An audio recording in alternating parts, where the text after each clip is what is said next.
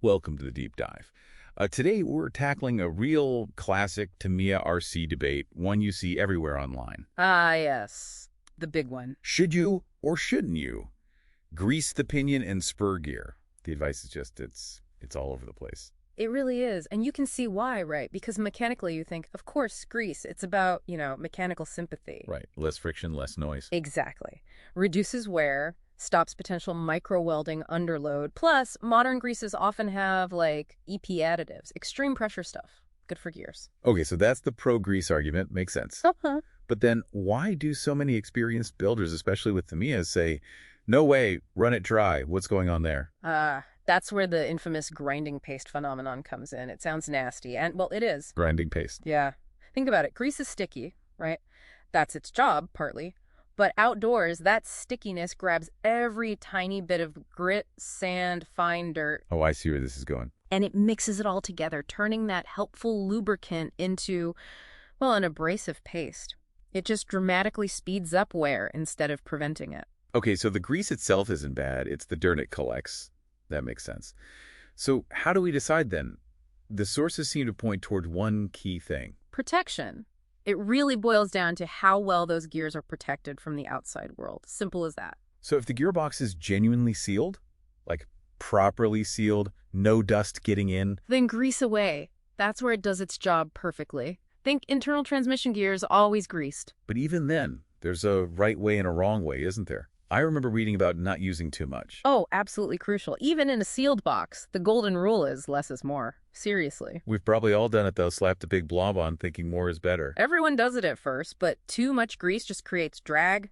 It robs power, makes everything work harder, viscous drag, So what's the technique then? Tiny amount, like really small. Put a little dab on the teeth, turn the gears by hand a few times so it spreads into a thin film where the teeth actually mesh. Great.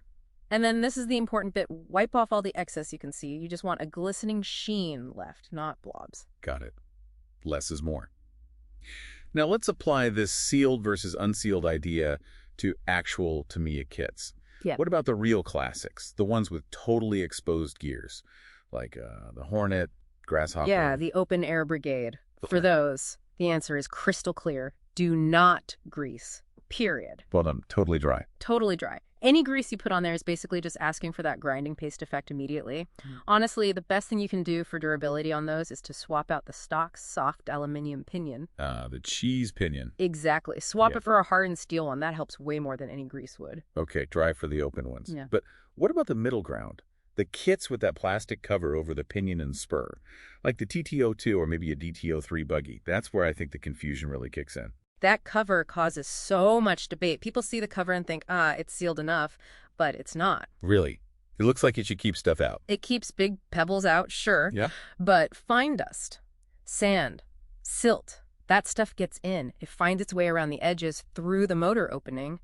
And worse, the cover then traps it inside. Oh no, so it actually makes the grinding paste problem worse. It can, yeah, because the grit stays in there, constantly getting churned through the gears. Mm-hmm. So even with that cover, if you're running off-road in dusty or sandy conditions, the advice is still, don't grease. Wow, okay.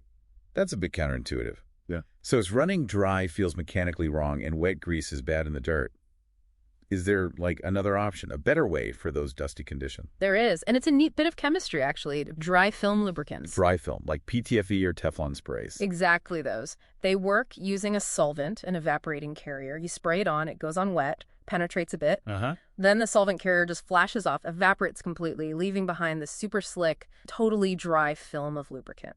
And because it's dry. It doesn't attract dirt. No stickiness, no grinding paste. It's kind of the perfect solution for those unsealed or semi-sealed gears running in the muck. Okay, that makes a lot of sense.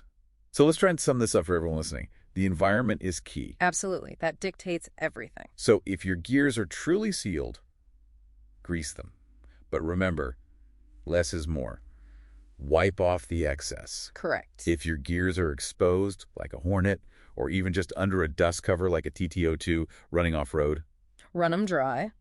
Or use one of those dry film lubricants for the best of both worlds in dusty conditions. right, that seems like a clear decision process. That covers most situations, yeah. But, we've spent all this time talking about what lube to use or not use. And honestly, that's secondary. It really is. Secondary to what? to the gear mesh itself, Yeah. getting the spacing between the pinion and spur gear correct. That is, without doubt, the single most important factor for drivetrain life. Ah, the mesh. Setting it just right. Precisely. No fancy grease or magic dry lube can save gears that are meshed too tight or too loose. Too tight binds and wears things out. Too loose lets the teeth skip and chip. You got to get that mesh right first, using the old paper strip trick or just developing a feel for it. So master the mesh first, then worry about the lube. That's the real takeaway. Get the fundamentals right. Lubrication is just optimizing things after the core setup is correct.